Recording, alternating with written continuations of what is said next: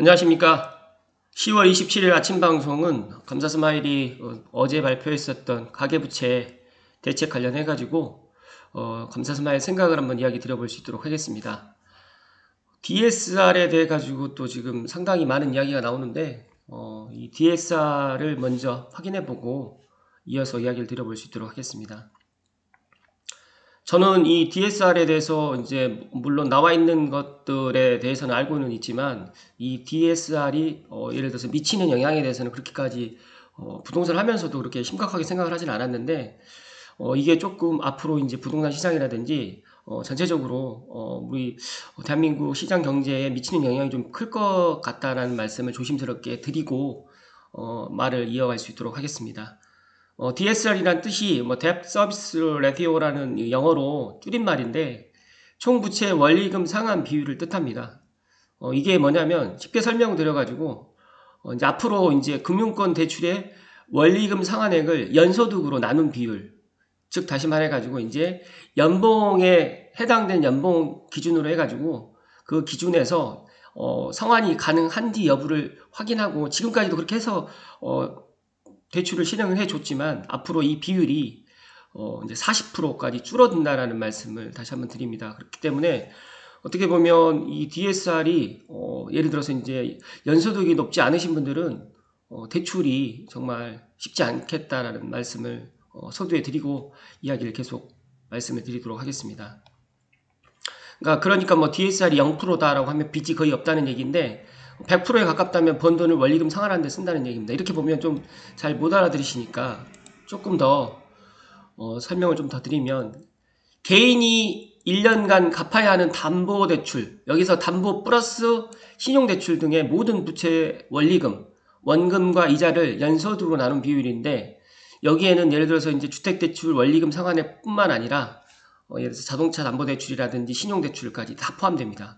그렇기 때문에 상당히 기존에도 이것 때문에 이제 많은 부동산 시장이라든지 여러 가지로 서민들이 좀 고통을 받았는데 앞으로 이게 조금 더 심각해질 것 같다는 말씀을 먼저 드립니다.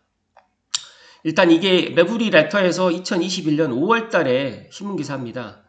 이때 당시에 5월 달에 신문기사가 하고 지금 왜 감사스마일이 왜 5월 달에 이야기를 했냐면 이때 당시에는 DSR이 2021년 그러니까 지난 7월에는 1억 원 초과라든지 전 규제 지역 6억 원 초과 주택으로 해가지고 했습니다. 그런데 이게 2단계 내년 7월에 2단계를 시행을 하고 3단계는 2023년 7월로 지금 했는데 그러니까 1과 2를 유지하고 1과 2를 폐지하겠다라고 이제 3단계는 뭐 2023년인데 이게 보니까 2단계가 내년 1월부터 시행을 하고요. 3단계는 또 2023년 1월로 당겨진 겁니다. 그러다 보니까 이런 것들이 앞으로 내년까지는 정말 부동산 시장에 실수요자들이 집장만을 하는 게 정말 힘들겠구나라는 개인적인 생각을 좀 해봤고 이거에 관련해가지고 또 전문가분들의 의견도 있기 때문에 뒤에서 다시 말씀을 드릴 수 있도록 하겠습니다. 일단은 뭐 신용대출 같은 경우에 전에는 뭐 상당히 이런 것들이 연소득이 8천이나 1억이 초과되게 되면 가능했습니다. 근데 여기는 이제 1억 원 초과까지는 안 되고 1억 원 초과해서만 이제 이게 신용대출이 가능하기 때문에 여기에 이제 6억 원 초과주택 같은 경우 마찬가지로 이게 되어 있기 때문에 총 대출액 판단 기준이 어떻게 보면 원칙적으로 많이 줄어드는 거죠. 그러니까 소득 이외에 내가 소득이 만약에 연봉이 4천만 원이다 라고 하게 되면 여기서 한번 뒤에서 설명을 드려보겠습니다. 여기서 연소득 5천만 원의 직장인이 마이너스 통장 5천만 원을 갖고 있는데 서울 아파트 8억짜리 아파트를 매수한다고 할 경우에는 현재는 3억 2천만 원을 대출을 할 수 있었는데 받을 수 있었는데 7월 이후에는 2억 8천만 원이고 내년이면 내년에 만약에 가정을 하게 되면 이것보다 더 줄어든다는 거죠. 그렇기 때문에 이게 지금 상당히 부동산 시장에 미치는 영향이 클 것 같다라는 말씀을 드립니다. 또 신용대출이 있다라고 할 경우에도 이제 DSR 환도를 꼭 확인을 해야 됩니다. 그렇기 때문에 만약에 연봉 7천만 원 회사원이 4억 주택담보대출이 있는 경우에 가능한 신용대출 같은 경우에는 현재는 6,400까지 가능했습니다. 그런데 올해 7월, 그러니까 즉 다시 말해가지고 이제 지금 현재는 4,700까지 되는데 내년 1월에는 3,500으로 1,200만 원이 또 줄어듭니다. 이런 것들이 이해가 좀 쉽지 않으신 분들이 계실 것 같아서 제가 이런 부분을 어떻게 보면 이 신문 기사를 토대로 이야기를 드리는 거니까 이렇게 표를 보시니까 상당히 이해가 쉽죠. 근데 이게 지금 내년 7월이 아니라 내년 1월이기 때문에 어떻게 보면 올 하반기에 내 집 마련을 할 계획을 갖고 계시는 분들이나 아니면 뭐 갈아타기를 하시는 분들은 내년으로 미루지 마시고 올 연말 전에 이런 것들이 가능하신 분들은 올 연말 전에 대출을 확인해 보시고 진행을 하시는 게 더 좋을 것 같다는 말씀 드립니다. 그리고 오피스텔 대출도 이제 DSR 40%가 적용된다고 하는데 이것까지는 지금 아직까지 나와 있지는 않는데 이거는 지금 다시 확인을 해봐야 될 것 같습니다. 왜냐하면 뒤에서 다시 제가 말씀을 드리겠지만 일단은 오피스텔이 지금 주거용 오피스텔이 아니라 거의 업무용으로 좀 보기 때문에 이 부분에 있어서는 다시 확인이 필요할 것 같습니다. 일단 제가 이제 감사스마일이 이제 약간 지금 생각지도 못했던 정부의 이런 부동산 대출 강화로 인해서 앞으로 이제 미치는 영향을 제가 어제 실은 어제 이거 관련해 가지고 2022년 부동산 시장 전망 관련해서 이야기를 좀 드렸었는데 편집을 뭐 지금 하게 되면 이제 또 업로드를 제가 해드릴 수 있도록 하겠습니다. 금매라도 잡아야 하나 다급해진 무주택자들 한숨 못 잤다. 이거에 한국경제 안혜원 기자님과 이송렬 기자님께서 기사를 써주셨는데 이거 관련해 가지고 한번 살펴보면 일단은 금융위 가계대출 보완대책이 어제 발표를 했습니다. 그런데 이제 그 전날 저도 알고 있었는데 10월 25일 날 유출이 돼가지고 이제 뭐 카페에서라든지 단톡방에서 많은 이야기들이 있었고요. 지금 현재까지는 이제 올 연말까지는 이런 것들이 이제 지속이 되겠지만 이제 내년부터는 이제 2억 원이 넘을 경우에는 DSR 40%를 적용되기 때문에 상당히 큰 영향을 끼칠 것 같고요. 일단은 실수요자들 같은 경우에는 집 구하기가 정말 더 어려워질 것 같다라는 신문 기사입니다. 이거 관련해서 감사스마일도 일단은 이거에 대해서 조금 말씀을 좀 드리면 이제 가계부채 대책이 실행되기 전에 금매라도 잡아야 하나요? 내년부터 시행이면 남은 연말까지 집을 구해야 대출이 가능하다는 얘기인데 이에 예외사항이 좀 들어가는지 좀 봐달라고 지금 이야기를 하는데 제가 생각했을 때는 만약에 대출이 가능하신 분들은 올 연말까지라도 어떻게든 계약을 체결하시고 내년 초가 만약에 이렇게 불확실하다고 하면 올 연말에 잔금을 치르셔가지고 대출이 가능하신 분들은 일단 금매라도 일단 잡으시라는 말씀을 조심스럽게 드리고 나는 일단 대출이 좀 힘들다라고 하시면 내년 상황을 보시고 결정을 하시라는 말씀을 다시 한번 드립니다. 이거 관련해 가지고 방금 전에도 제가 말씀드렸듯이 2022년 내년 7월부터 2단계를 시행한다고 했는데 한 6개월 좀 당겨지고 그 다음에 3단계는 바로 이제 내년 하반기 거의 1년이 당겨진 겁니다. 이렇게 되면 제가 생각했을 때는 내년 1월이 더 중요한 게 아니라 내년 7월 상황이 조금 더 이때는 총 대출액이 1억 원 초과밖에 안 되는 겁니다. 어떻게 보면 상당히 이 대출 어떻게 보면 대출 보릿고개가 완전 지금부터 시작됐다라고 보시면 좋을 듯 하고요. 어떻게 보면 현 정부에서는 이제 더 이상 이제 집값 상승을 좌시하지 않겠다. 이제만큼은 더 이상 이제 대출로 인해 대출을 갖다가 연끌을 해서 집을 사는 것을 갖다가 막겠다라는 강한 의지를 지금 보여주고 있습니다. 그래서 이런 부분 때문에 앞에서 설명드렸지만 마이너스 통장을 가진 대출자가 조정 대상 지역의 6억 원짜리 아파트를 담보로 주택담보대출을 신청하게 될 경우에는 최대 3억까지 대출을 받을 수 있었는데 만약에 6억 원 초과 주택에 한해서만 개인별 DSR 40% 규제가 되기 때문에 이때로 따지게 되면 거의 주택담보대출이 1억 6천만 원밖에 안 나옵니다. 만약에 6억 원이 초과가 안 됐어요. 만약에 6억 원이 초과가 안 될 경우에는 DSR이 적용이 안 되기 때문에 어떻게 보면 6억 원 미만짜리 아파트를 갖다 사는 것도 하나의 방법이 될 텐데 수도권에 6억 원 이하 아파트가 없거든요. 그렇기 때문에 참 이런 것들이 참 아이러니합니다. 그렇다고 하면 실수요자들이 서민들은 이제 빌라로 이제 그러니까 빌라라든지 전세 아니면 반전세 월세로 지금 내몰릴 텐데 이런 것들은 어떻게 할지 참 이런 대책을 내놓고 또 반대적으로 한편으로는 이런 대책이 통할 거라고 생각할 수도 있겠지만 반대편으로 봤을 때는 이런 또 부작용들이 또 많이 일어날 거라고 생각을 하기 때문에 저는 우려가 또 많이 됩니다. 그리고 주택담보대출 규모가 크게 줄어드는 대출 한바가 몰아치면서 시장에서 긴장하는 분위기고 이에 따라 가지고 어떻게 보면 지금 갈아타기 하시는 분들도 이게 못하고 있는 상황이고 그리고 또 전세 만기가 돼서 내 집 마련을 하려고 하셨던 분들도 어떻게 보면 지금 주저앉는 경우가 상당히 많이 발생하는 것 같습니다. 그래서 최근 집값이 주춤한 분위기에서 매물을 알아보는 무주택자들이 어떻게 보면 갈아타기를 고려했던 실수요자들 사이에서도 공포감이 확산되고 있고, 이런 부분이 지속된다고 하면 집값도 보합해서 조정을 약간 좀 받지 않을까라는 생각도 조심스럽게 들어갑니다. 조심스럽게 예상을 합니다. 그러나 이제 이런 것들이 또 어떻게 내년에 뭐 공급이라든지 이런 것들이 많이 부족하기 때문에 어떻게 보면 또 실수요자들 분들께서 대출이 필요 없으신 분들 같은 경우에는 또 실제로 또 매수를 또 하신다고 저는 판단하기 때문에 이런 거는 한번 지켜보아야 될 것 같습니다. 일단은 여기에 이런 이야기가 나오는데요.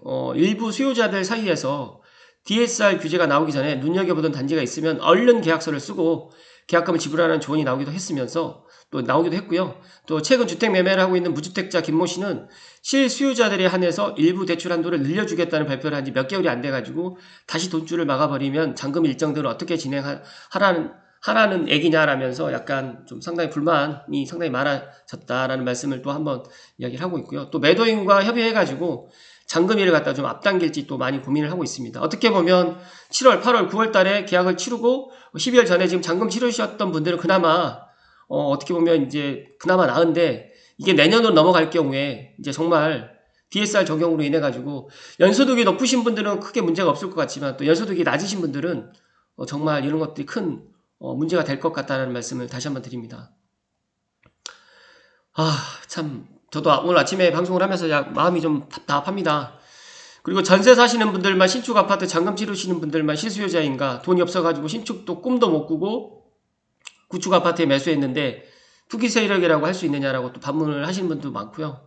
어떻게 보면 전문가들도 DSR 규제의 조기 시행이 한계에 다다른 가계부채 관리를 위해서 불가피하다고는 하지만 최상의 정책 효과를 위해서 촘촘한 대책을 주문했는데, 어떻게 보면 촘촘한 대책보다는 그냥 기존에 이렇게 하려고 했었던 거를 조금 앞당겨가지고 또 강하게 지금 이런 것들을 드라이브를 좀 건 것 같습니다.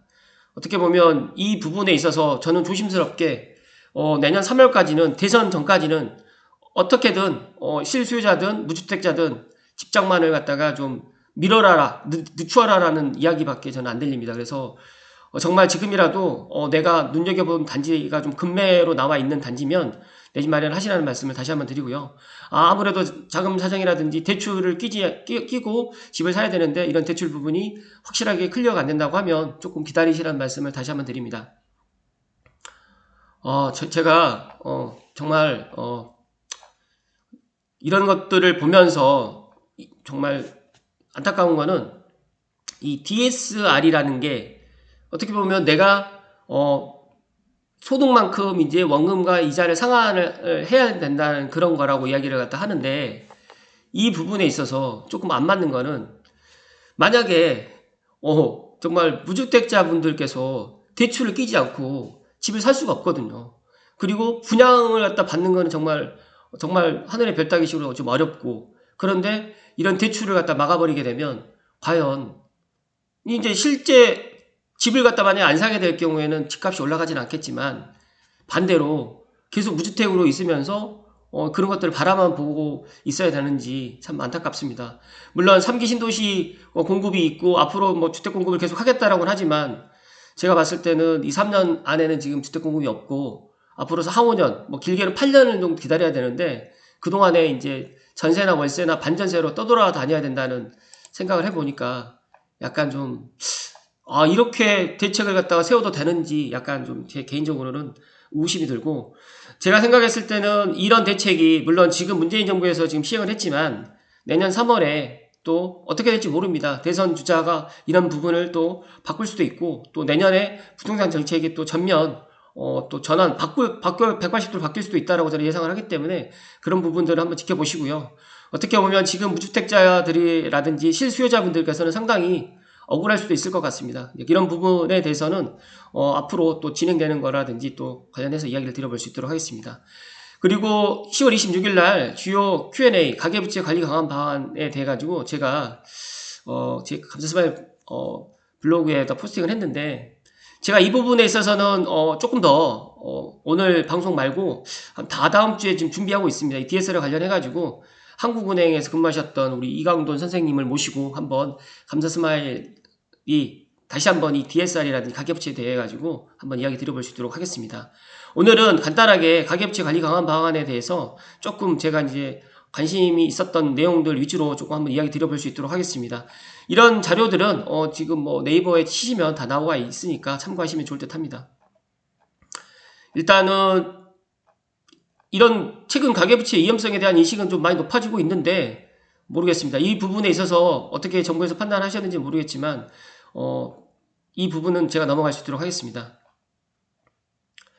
가계대출 규제 강화 시에 무주택자 등 실수요자 대출이 어려워질 수 있다는 우려에 대한 입장에 대해서 정부는 대출 총량 자체를 감소세로 전환시키는 게 아니고 자금이 꼭 필요한 부분에 대해서 적정 수준의 공급이 이루어지는 것이다라고 이제 필요하다라고 이야기를 하는데 제가 생각했을 때는 어떻게 보면 차주의 상환 능력 범위 내에서 대출을 받고 대출을 해준다라고 이야기하지만 어떻게 보면 이것도 부익부 빈익빈입니다. 그러니까 돈이 있는 사람들은 대출이 더 쉬워지는 거고요. 돈이 없는 사람들은 대출이 어렵다.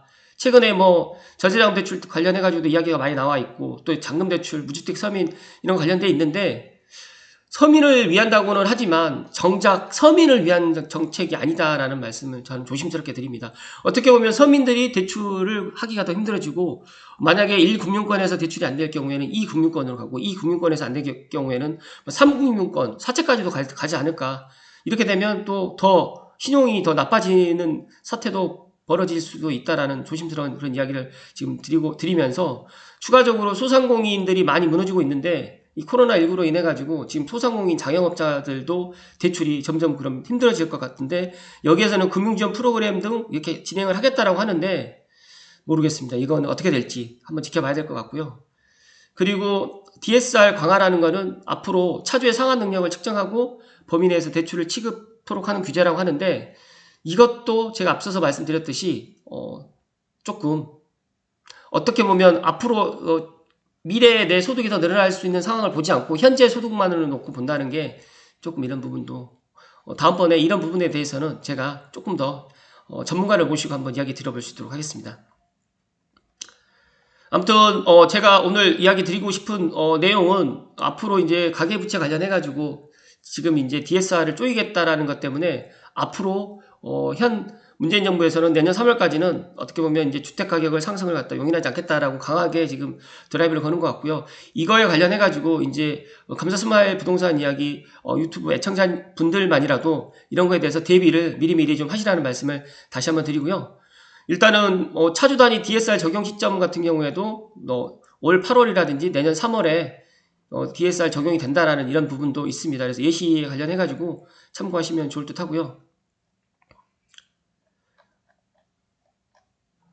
제가 이거를 제가 몇 번을 보면서 느끼는 건데 저는 그렇게 대출을 많이 받지는 않고 있지만 이 대출 갖다가 받는 것도 상당히 능력이겠구나 라는 개인적인 생각이 문득 들었습니다. 그래서 미리 좀 대출을 받아 놓으셨고 또 대출을 받아 놓으셨는데 돈이 있음에도 불구하고 이런 것들을 대비해서 상환하지 않고 그냥 그대로 대출을 남겨 놓으신 분들이 어떻게 보면 참 잘한 어떻게 보면 행동이다라는 말씀 조심스럽게 드립니다. 제 주변에도 돈이 있음에도 불구하고 그 대출을 상환을 하지 않더라고요. 그래서 왜 대출을 상환하지 않을까라고 생각을 했는데 어떻게 보면 작년 올 초에까지만 해도 2%대 금리로 대출을 실행을 해가지고 받고 있는 분들 꽤 많았었거든요. 근데 이런 부분을 지금 상환하지 않고 그대로 가지고 가고 있고 그 돈을 가지고 또 다르게 사용을 하시는 분들이 최근에 제가 이렇게 보면서 어떻게 보면 정부 말을 듣고 이렇게 하는 것보다 정부 말을 반대로 또 하는 것도 하나의 또 방법이 될 수 있겠구나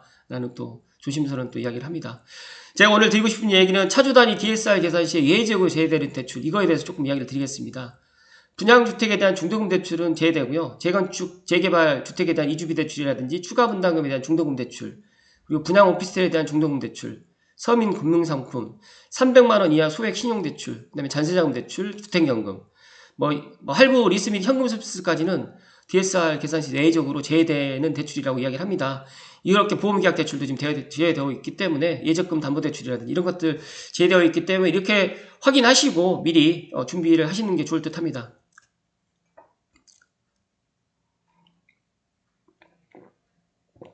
벌써 20분이 다 돼버리다 보니까 오늘도 방송이 너무너무 길어지면 제가 조금 힘드니까요. 또 제 방송을 들으시는 분들도 힘들어 하실 것 같아서 좀 짤막하게 이제 마무리 짓고 25분 안에는 마무리 하도록 하겠습니다. 차주 단위 DSR 적용 대상이 아무튼 내년 2단계가 실행되고 3단계가 내년 7월에 시행되는데 이게 또 어떻게 보면 내년 1월에는 반드시 시행될 것 같은데 이거 내년 7월은 한번 지켜봐야 될 부분이 있습니다. 분명히. 그렇기 때문에 이런 부분을 참고하시고요. 그 다음에 잔금 대출은 시행일 전까지 입주자 모집 공고가 있었다면 입주자 모집 공고에 당시 규정을 적용하겠다. 이런 부분도 꼭 참고하시고 앞으로 또 시행사라든지 앞으로 또 분양을 하려고 하시는 분들도 이거 관련해가지고 분명히 확인을 하고 분양을 갖다 하지 않을까. 그래서 올해 지금 연말에 계획되어 있는 분양 물량들이 다 내년으로 미뤄졌습니다. 그렇기 때문에 더더욱 공급이 앞으로 2, 3년간은 더더욱 없을 것 같아서 아파트 가격은 상승은 저는 앞으로 계속 우상향을 갖다가 할 듯 하지만 풀지 못할 일시적 이주택 비과세라든지 여러 가지 개인 사정에 의해서 금매가 좀 나올 수 있을 것 같습니다. 그래서 그런 부분들도 확인하시고 만약에 내 집 마련을 갖다 생각하고 계시는 분들은 금매라도 나오시게 되면 내 집 마련 하시라는 말씀 다시 한번 드리고 3기 신도시 사전 청약이라든지 공공 택지라든지 일반 민간 분양하는 아파트 단지 청약도 계속적으로 노려보시라는 말씀을 다시 한번 드립니다. 일단은 이런 거 관련해가지고 제가 시간 관계상 다 이야기를 못 드리는 거에 대해서 좀 죄송스럽게 생각을 드리고요. 제가 생각했을 때 이거 관련해서는 제가 좀 더 전문가분을 모시고 다시 한번 이야기 드릴 수 있도록 하겠습니다. 끝으로 연소득 4천만원 차주가 돈을 빌리는 사람이 차주이죠. 카드론 800만원을 신청하는 경우 기존 보유대출이 1.8억 신용대출 2,500이 있는데 이럴 경우에는 50%가 지금 2년 약정 만기로 이제 1년간 실제 상환액으로 계산된 금액이다 라고 해서 이제 DSR 50% 이내에서는 636만원까지 지급이 가능하다. 적용 이전에는 800만원이었는데 이런 것들까지도 자세하게 한번 확인을 해보시고 혹시라도 이제 제 방송 들으시는 분들 중에 내 DSR을 갖다 계산을 할 수 있는 방법이 DSR 계산기가 있습니다. 그걸 확인하셔가지고 DSR도 계산해 보시고 또 신용대출이라든지 주택담보대출이 일단 있으신 분들은 이게 내년 돼가지고 그걸 갖다 당장 상환하라는 이야기는 없으니까 이런 새로 신규 대출로 해가지고 또 들어가는 부분 때문에 적용되는 거니까 이런 것들 잘 확인하셔가지고 준비를 꼼꼼히 하시라는 말씀을 다시 한번 드립니다. 일단은 제가 여러 가지 이제 이런 것들이 많이 있는데 저는 이 부분에 있어서 일단 저도 전문적인 지식이 없기 때문에 이런 Q&A 가지고 또 이야기를 또 드리는 게 조금 부족할 수가 있기 때문에 이런 관련해 가지고는 제가 전문가를 모시고 다시 한번 이야기를 드릴 수 있도록 하겠습니다. 일단은 가계대출 규제에 관련해 가지고 부동산 시장 효과에 대해서 전문가들의 전망이 일단 나왔는데요. 여기에서 플러스로 이제 제가 좀 몇 가지 더 이야기를 드리고 마무리할 수 있도록 하겠습니다. 일단 매매시장 파급 효과는 상당히 있을 것 같습니다. 그래서 다주택자라든지 연끌 투자하는 수요가 정말 억제될 것 같은데 이거는 솔직하게 이야기하면 다주택자들은 지금 투자하지 않습니다. 그리고 연끌 같은 경우는 올 전반기까지만 그런 것들이 있었고 올 하반기에는 연끌 투자가 거의 없었고요. 그 다음에 두 번째는 거래 한파는 단기적으로 좀 빨라질 것 같습니다. 지금 현재도 거래는 지금 없습니다. 그렇게까지 삼성이라든지 기타 서울 지역에 지금 매매 거래가 거의 없고요. 심지어는 전세 자금 대출이 안 되는 바람에 전세에도 지금 많이 거래가 없었던 상황입니다. 세 번째는 이제 무주택자는 청약시장에 많이들 도전을 하실 것 같고요. 갭 투자가 의외로 이제 앞으로 이제 대출이 안 나오기 때문에 전세를 낀 물건들이 어떻게 보면 거래가 좀 되지 않을까라고 예상을 하고요. 똘똘한 한 채 선호가 강해졌다라고 이야기를 하는데 제 개인적인 생각은 지난번에도 제가 몇 번 말씀드렸지만 똘똘한 한 채보다는 저는 똘똘한 두 채까지 표현하면 그렇지만 똘똘하진 않지만 두 채 정도로 해가지고 어쩔 수 없이 내 집을 일과세 비과세를 못 받는다고 하면 두 채 정도는 가져가는 분들도 꽤 많아질 것 같다는 말씀 다시 한번 드리고요. 집값 조정은 단기에 그치거나 제한적일 것이다. 저도 이 말씀엔 동감하지만 어찌됐든 간에 내년 3월까지는 어떻게 보면 집값을 약간 조정을 받을 수도 있겠구나. 또 경우에 따라서는 내년 5월 달에 새로운 정부가 또 들어서는데 부동산 관련해가지고 또 새로운 또 정책을 내놨을 때 또 시장에 또 반대되는 정책이라고 시장에 좀 반대되는 정책이 또 펼쳐진다고 하면 이런 부분도 어떻게 될지는 한번 지켜봐야 될 부분이 있습니다. 그래서 내년에는 한번 많은 부분에 있어서 변화가 좀 있을 것 같다는 말씀을 다시 한번 드리고요. 전세시장 파급 효과는 매매 수요 일부 전세로 이동한다는 말씀은 저는 동감합니다. 이제 앞으로 매매를 갖다가 못하고 3기 신도시를 기다려야 되고 사전 청약을 하셨던 분들이 앞으로 향후 한 8년 정도는 계속 전세라든지 반전세로 이동을 할 것 같습니다. 그래서 전세가가 상당히 뭐 올라갈 듯 예상을 하는데, 전세가 만약에 올라가는데 전세자금 대출이 안 나온다라고 하면 반전세라든지 월세가 좀 빨라질 것 같다라는 말씀을 전문가 황영진님과 박원관님, 이동현님이 해주셨는데, 여기에서 제가 조금 더 부연 설명을 좀 더 제 개인적인 이야기를 좀 드리면, 우리나라에만 전세 시장이 있는 겁니다. 어떻게 보면 전세는 아무튼 이제 전세자금 대출 때문에라도 이제 많이 이제 감소될 가능성이 높고요. 전세 가격은 더 많이 올라갈 것 같다는 말씀을 조심스럽게 드리고, 특히 공급이 없습니다. 이제 입주 물량이 정말 줄어들기 때문에 향후 3년은 수도권은 정말 전세가 강세가 될 것 같고, 이에 관련해가지고 저는 조심스럽게 지금 임대 3법을 또 좀 보완해서 좀 임대 3법을 좀 더 강화할 수 있는 법안이 또 나오지 않을까라는 또 저는 그런 예상을 또 좀 하고 있습니다. 그러다 보니까 어떻게 보면 제가 지금 방금 이야기 드렸던 이 똘똘한 한 채보다는 어떻게 보면 똘똘하지는 않지만 두 채를 가져가는 게 더 좋은 방법이 되지 않을까. 그리고 지금 현재 다주택자들은 3주택, 뭐 4주택, 뭐 이런 분들이 지금 예를 들어가지고 주택을 매수하는 경우는 거의 없습니다. 지금 무주택자분들이나 1주택자에서 2주택으로 갈아타기 하시는 분들이 지금 되는 거고, 또 어쩔 수 없이 세금 때문에 아니면 대출 때문에 이걸 또 매도를 해야 되는 물건들이 시장에 나오기 때문에 당분간 내년 3월 대선 전까지, 또 길게 된다고 하면 내년 5월까지는 부동산 시장에 이런 부분에 있어서 많은 변화가 있고, 또 어떻게 보면 또 겨울이라는 또 계절적인 요인 때문에 좀 조용하게 또 올 겨울이 넘어가지 않을까라고 저는 예상을 합니다. 아무튼 또 제 예상이 좀 빗나갔으면 하는 게 제 개인적인 바람이고, 아무튼 뭐 제가 전문가를 모시고 DSR 관련해 가지고는 다시 한번 이야기를 드릴 수 있도록 하겠습니다. 여기에서 또 플랜 B도 또 이야기를 하는데, 어떻게 보면 지금 현재 이제 문재인 정부에서는 이제 더 이상 이제 가계부채, 그러니까 쉽게 말해가지고 대출을 일으켜가지고 내 집 마련하는 것을 두고 보지 않겠다라는 이야기로 저는 지금 받아들이고 있습니다. 그래서 이런 부분, 이런 가계부채 관리 방안 Q&A 같은 경우를 꼼꼼하게 한번 각자가 한번 살펴보시고, 이런 부분을 왜 제가 이런 방송에서 이야기를 드리고 각자가 한번 살펴보고 공부를 하시라고 말씀드리냐면, 앞으로 이런 부분에 있어서 계속적으로 또 새롭게 또 발표가 또 될 거고, 또 이렇게 이런 발표가 있음으로 인해 가지고 또 시장이 어떻게 변해가는지 또 각자가 한번 공부를 해보는 게 부동산을 앞으로 우리가 뭐 계속적으로 부동산은 우리 실생활이기 때문에 알아야 된다는 말씀을 감히 강하게 드립니다. 그래서 오늘 아침에 감사 스마일이 이제 DSR 관련해가지고 또 이야기를 좀 드리면서 제가 생각했던 여러 가지 이야기들,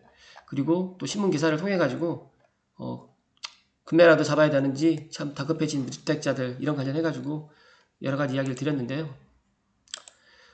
참 제가 아침에 방송을 하면서도 이런 것들을 이야기 드리는 게 어떻게 보면 애청자분들한테 좀 도움을 드리려고 하는 이야기이긴 하지만, 어떻게 보면 이런 부분에 있어서 정말 피부에, 그러니까 본인들의 이야기에 내가 이제 어느 정도 이런 것들을 DSR을 생각하면서 내 집 마련을 하려고 했던 분들이 또 분명히 있을 거라는 거죠. 근데 이런 분들이 또 이런 대책으로 인해 가지고 또 좌절을 하게 되지 않을까라는 개인적인 생각 때문에 좀 마음이 좀 먹먹하고요.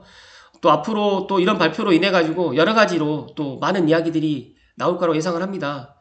그렇기 때문에 이런 가계부채 관리 방안이 각자가 또 생각이 다 다르겠지만, 그래도 감사 스마일은 본인이 준비를 할 수밖에 없다. 각자 준비, 각자 도생을 하는 지금 현재 그런 시대에 지금 우리가 직면하고 있고요. 코로나19 또 위드 코로나 시대로 가면서 이런 가계부채 관리 방안을 이렇게 또 내놓는 걸 보면서 한편으로는 코로나19가 또 어떻게 우리 경제 상황을 한 2년 정도를 갖다 이렇게 좀 많이 힘들게 했는데, 또 가계부채 관리 방안까지 나오다 보니까 여러 가지로 이제 또 자영업자라든지 소상공인들이, 또 무주택자라든지 서민들이 많이 또 피해를 볼 수밖에 없겠구나라는 생각에 가슴이 좀 먹먹합니다. 아무튼 오늘 하루도 건강하시고요. 아무튼 뭐 또 희망적인 뉴스를 또 다음번에 또 이야기 드릴 수 있도록 하겠습니다. 오늘 끝까지 시청해주신 모든 분들께 진심으로 감사드립니다. 고맙습니다.